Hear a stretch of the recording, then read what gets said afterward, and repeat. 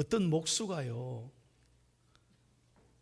수십 년 그 목수일만 한 아주 능력 있는 사람인데 몇십 년 하다 보니까 이제 지겨워진 거예요. 나 이제 그만둬야 되겠다. 집 짓는 거 지겹다. 그래서 사장님을 찾아가서, 사장님, 나 이제 그만둘래요. 왜? 나 이제 집 짓는 거 싫어요. 나 딴 일 하고 싶어요. 앞으로 어떻게 살려고? 걱정하지 마세요. 나 할 일 많은 것 같아. 다른 일 해도 굶어 죽지 않아요. 사장님이 너무 마음이 아픈 거예요.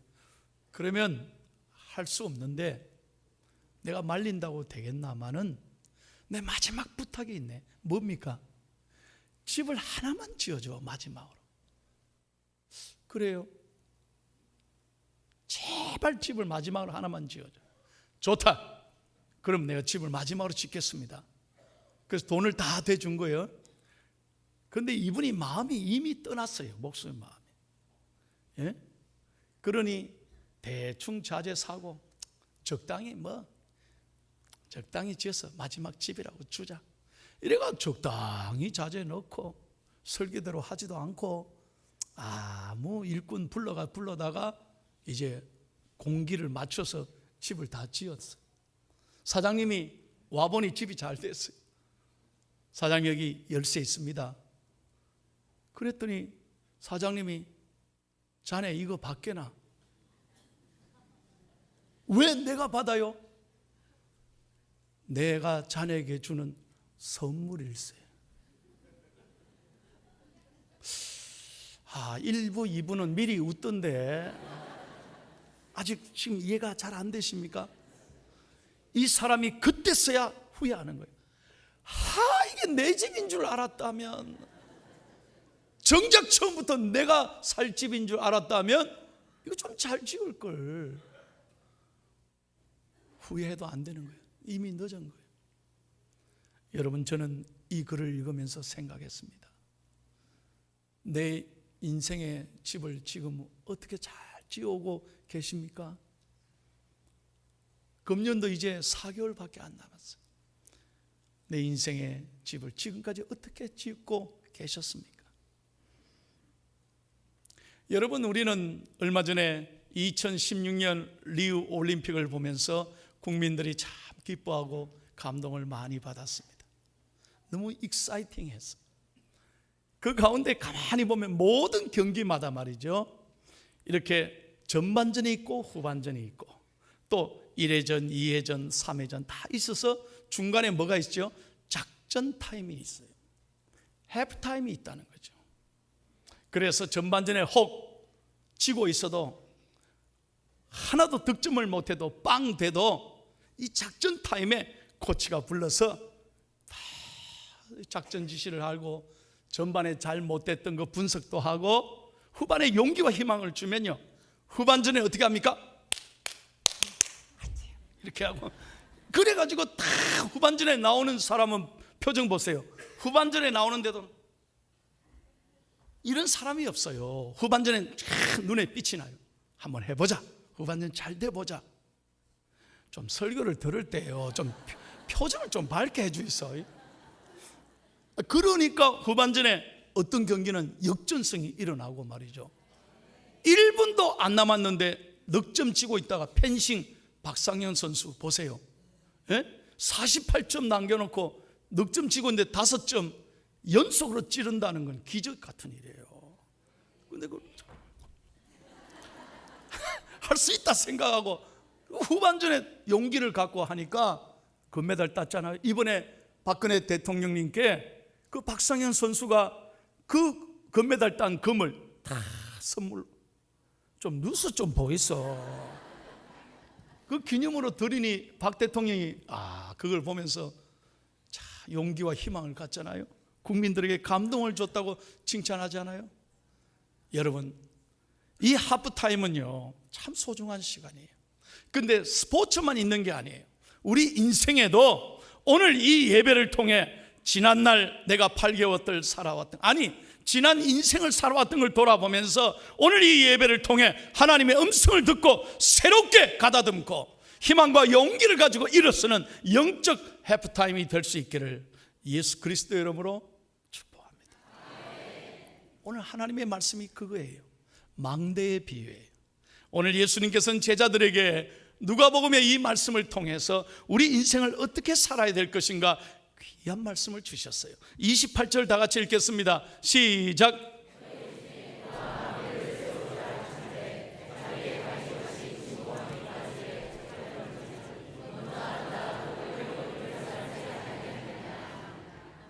자, 망대를 세우는데 보세요. 정말 그 함부로 아무렇게나 짓는 거 아니잖아요. 다 설계하고 비용 예산 다 계산하고 그래서 계획대로 지어야 되는데 여러분 아무렇게나 딱 시작해놓고 중간에 포기한다면 이 얼마나 사람들에게 웃음거리가 되겠느냐. 그러므로 하나님의 제자들은, 그리스도인들은 자기 인생을 돌아보고 잘 점검하고 준비하고 내일에 대한 아름다운 계획을 잘 세워가야 된다, 이 말씀이죠. 오늘 이 비유를 통해서 오늘 우리 자신을 잘 돌아보고 내가 부족한 게 뭔가, 오늘 나의 문제점이 무엇인가를 돌아보고 하나님의 음성을 듣고 은혜 받고 영적으로 새롭게 일어나는 귀한 시간 될 수 있기를 예수님의 이름으로 축원합니다. 자, 우리 인생의 후반전을 위한 세 가지 영적 원리가 있습니다. 첫 번째 다 같이 읽겠습니다. 시작.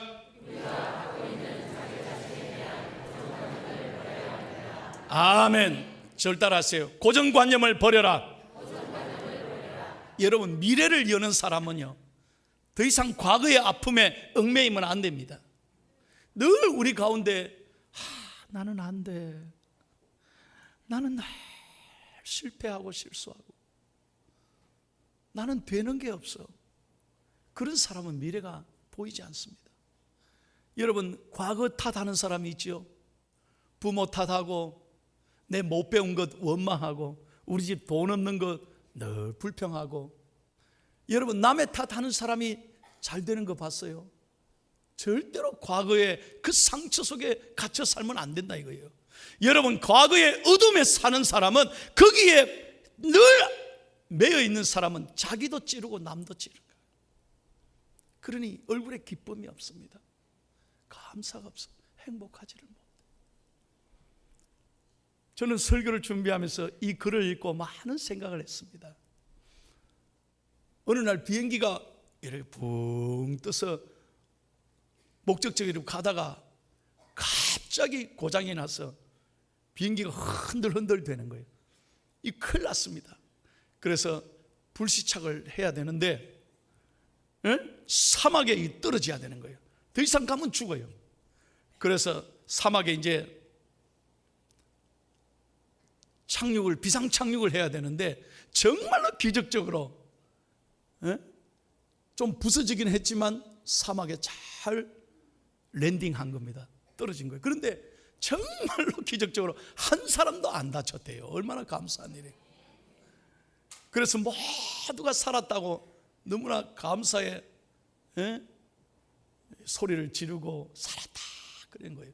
그런데 이제 문제는 모든 무전 시설이 다 끊어지니까 이제 구조대가 올 때까지 기다려야 되는데 원료가도 하나도 없지, 먹을 양식도 얼마 없지, 물도 다 떨어져 가지. 그러니 그 안에 생존자들이 이제 여기서 있으면 다 죽으니까 매일 조금씩 아껴 먹으면서 이제 마을을 혹시 찾는 겁니다. 그리고 물을 찾아서 다니는 거예요. 그러니 서너 명이 이제 조를 짜서 사막을, 그 먼 황량한 사막을 다 뒤지는. 그리고 저녁에는 돌아와서 비행기로 다시 돌아오는 거예요.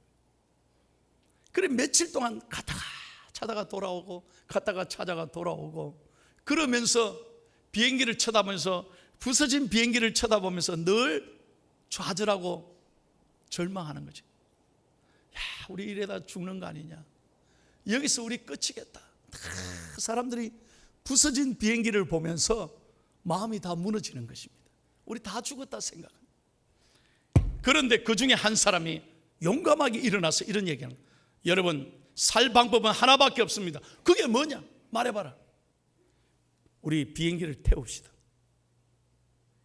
비행기를 쳐다보면서 더 이상 고장난 비행기 쳐다보면서 더 이상 마음을 여기에 뺏기면 우리 다 죽는다. 이거 이제 다 태워버리고 더 이상 비행기로 돌아오지 마세요. 고장난 비행기로 돌아오지 말고 이제 죽으면 죽으리라 각오하고 우리 이제 앞으로 나아가자. 다시는 돌아올 길이 없다고 생각하고 나아가자. 듣고 보니 그 말이 일리가 있는 거예요. 좋다. 그래서 생존자들이 전부 다 비행기 태워버렸대요. 그리고 서너 명씩 짜고 손에 손을 잡고 이제 우리 떨어지면 죽는다. 오직 앞길밖에 없다. 그리고 계속 물을 찾아 며칠을 걸어가는 거예요. 놀라운 것은 며칠 후에 물을 찾았습니다. 사람을 발견했습니다. 그래서 그 사람들이 전부 다 고함을 지르고 옆에 다 연락을 해가지고 생존자들이 물을 다 마시게 되고 기뻐한 거예요. 저는 이 아름다운 얘기를 읽으면서 깨달았습니다. 모두가 외치는 거예요. 그의 말이 옳았습니다. 과거의 이 아픔을 과감히 끊어버릴 때 미래에 대한 길이 열린다는 것입니다. 사랑하는 여러분, 사막에서 탈출하여 이들이 생존한 이유는 딱 한 가지, 고장난 비행기를 버렸기 때문입니다. 여러분, 지난날의 고정관념, 열등감, 나는 이럴 수밖에 없어, 나는 늘 안 돼, 이 자신에 대한 상처에 여러분이 여전히 매여 있다면 여러분의 앞길은 열리지 않는 거예요. 오늘 저는 예수 그리스도의 이름으로 여러분을 축복합니다. 과거의 아픔이나 절망이나 상처 속에 더 이상 갇혀 살지 마십시오. 예배 드리면서 하나님의 음성을 듣고 미래에 대한 꿈을 꾸기를 바랍니다. 다시 한번 꿈을 꾸기를 바랍니다. 꿈은 꾸는 자의 것입니다. 믿으시면 아멘. 하나님의 말씀을 듣고 하나님이 나를 얼마나 사랑하는지를 깨닫고 미래에 대한 용기와 희망을 꼭 가지시기를 예수님의 이름으로 축원합니다. 하나님은 여러분을 절대로 죽도록 내버려 두지 않습니다. 여러분을 하나님은 절대로 망하게 내버려 두지 않습니다. 여러분을 향하여 하나님은 놀라운 생각과 계획을 가지고 계시는 줄로 믿습니다. 시편 139편 여러분 17절 18절 다 같이 읽겠습니다. 시작. 하나님이여, 주의 생각이 내게 어찌 그리 보배로운지요, 그 수가 어찌 그리 많은지요. 내가 세려고 할지라도 그 수가 모래보다 많더소이다. 내가 깰 때에도 여전히 주와 함께 있나이다. 아멘. 한번 저 따라해 보세요. 정말 표정을 행복하게 하고 가슴을 열고, 하나님, 저에 대한 생각이 너무나 아름답습니다. 참 표정 심각하다. 어찌 그리 보배로우지. 할렐루야. 하나님의 생각을 품고 사셔야 된다 이 말이에요. 두 번째는 여러분, 오늘 후반전을 위하여 두 번째 영적 원리는 바로 이것입니다. 2번을 같이 읽겠습니다. 시작.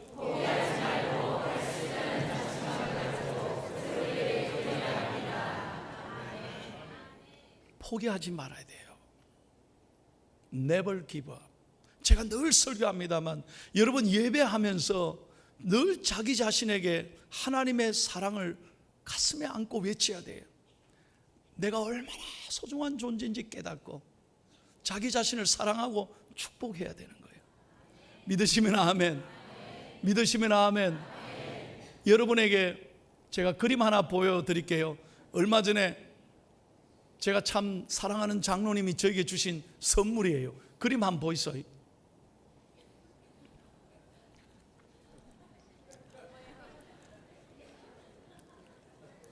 여러분, 이게 지금 미국과 전 세계 인터넷에 유행하는 가장 인기 있는 그림입니다. 누가 그렸는지 알 수 없지만 여러분, 이 잡초가 우승한 호숫가에 황새가 개구리를 잡은 거예요. 개구리가 머리 통째로 황새에 잡혀 있습니다. 끝났습니다, 개구리 인생. 근데 개구리가 어떻게 하고 있습니까? 환시. 여러분, 황새가 그 개구리 삼킬 수 있겠습니까?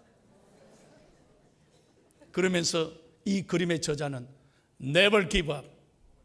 포기하지 마라. 밑에 부제를 뭐라고 썼냐? 개구리 한 마리 키우세요 이렇게 해서.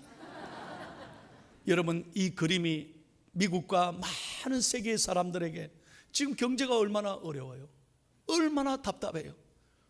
내 운명의 황새가 나를 삼키려고 나를 붙잡기도 하고, 건강, 물질, 어떤 문제들이 나를 삼키려고 하는데, 여러분, 개구리가 아무리 쥐머리가 삼키기 일보 직전이라도 붙잡으니까 황새가 꼼짝 못해요. 얼마나 이 그림이 많은 사람에게 용기와 희망을 주는지 몰라요. 그래서 저도 늘 제 책상 위에 이 그림을 올려놓고 이거 내가 선물 받은 거예요. 이 그림을 더 올려놓고 매일 보면서 내 용기와 희망을 갖자. 할렐루야. 한번 따라합시다. 포기하지 맙시다. 용기와 희망을 가집시다.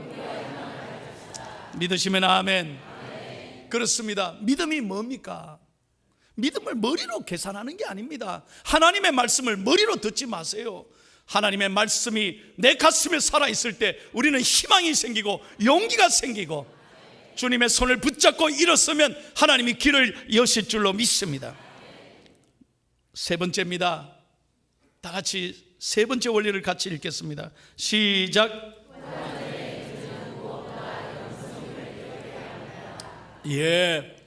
후반전을 새롭게 하기 위한 엔진, 가스, 기름이 뭐냐? 영성이에요. spirituality. 영성은 뭐냐? 하나님의 말씀인 것입니다.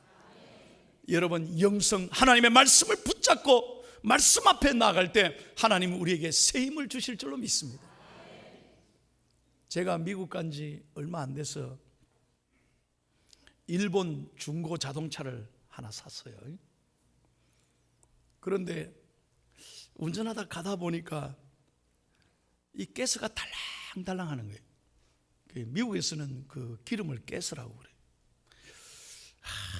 이게 좀 가스를 넣어야 되는데 제 생각에는 이 일을 다 보고 해도 되겠다 싶어서 일을 다 보고 이제 딱 가스 스테이션을 가려고 하는데 차가 그냥 부르 하더니 툭 서버리는 거예요. 와, 황당했습니다. 여러분, 우리나라는요 배달의 민족이잖아요. 전화 한 통이면 막 다 와서 도와주고 다 하는데, 그때 당시 제가 어떻게 해야 될지를 알 수가 없는 거예요. 얼마나 제가 당황했겠습니까? 그때는 영어도 유창하지도 못하고 이거 어떻게 처리해야 될지 모르니까요, 제가 그걸 중립해 놓고요 그냥만 그걸 밀은 거예요. 가스대지가.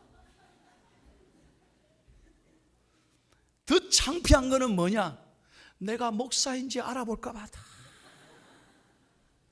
얼마나 제가 창피했는지 몰라요. 제가 그런 참 아픔이 있었기 때문에 제가 대한민국 와서 운전할 때요, 이 항상 연료판을 쳐다보는 거예요. 한 칸만 딱 마지막 한 칸만 있어도 가스 넣으러 가자. 나는 그 어려움을 겪었으니까. 우리 목사님들이 목사님 아직 남아있어.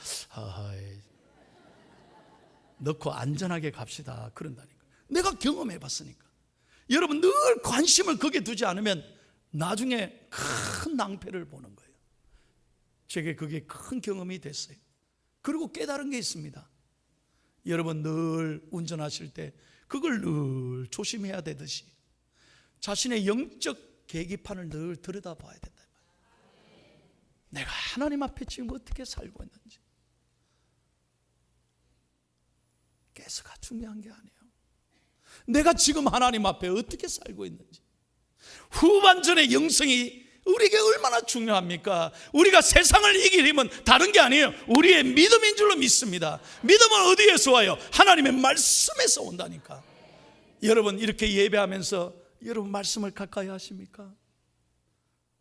한번 설교 들으면 끝이잖아요. 그래서는 안 돼요. 말씀을 사모하고 어렵고 힘들어도 말씀 앞에 나아갈 때 말씀이 우리에게 능력이 되고 소망이 되는 줄로 믿습니다. 어떤 목사님이 주일날 설교를 하시면서 교인들에게 그렇게 말씀해야 돼요. 여러분, 다음 주일에는 제가 설교 제목을 미리 가르쳐 드리겠습니다.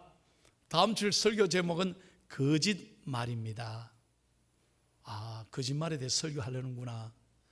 그 다음에 뭐라고 하냐면 여러분들에게 꼭 숙제를 내겠습니다. 꼭 해오셔야 됩니다. 알았죠? 예, 아멘. 숙제는 뭐냐면 누가복음 25장을 다 집에서 한 주간 읽고 오는 것입니다. 그래서 숙제를 냈어요. 지금 반응이 별론데 좀 더 들어봐요. 그리고 이제 그 다음 주 와서 목사님 예배 시작하는데 여러분 누가복음 25장 읽었죠? 읽은 사람 손 들어보세요 하니까 세 사람이 손 딱 들더래. 지금 성경 뒤지지 말아요 다. 그런데 여러분 아셔야 돼요. 누가복음은 24장밖에 없어요.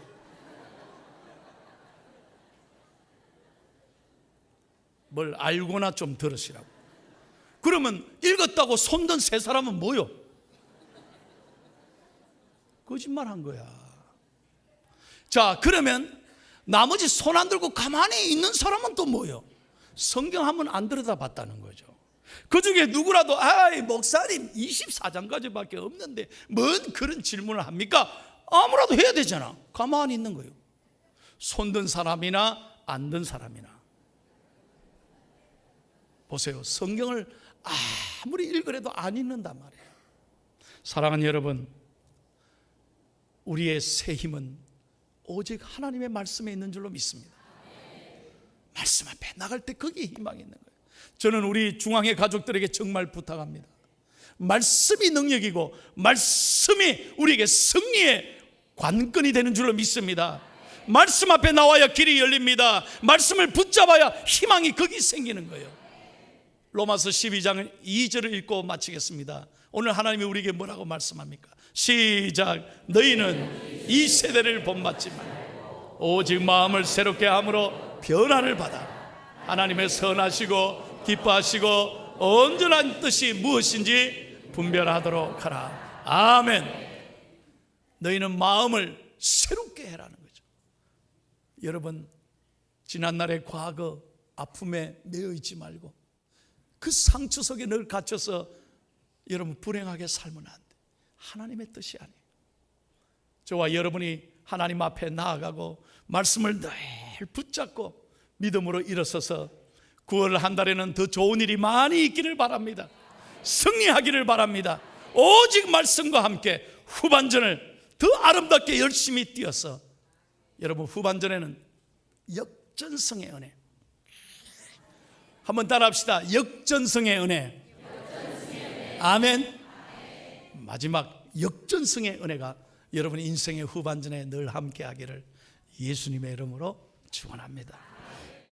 평안을 너에게 주노라. 세상이 줄 수 없는 세상이 알 수도 없는 평안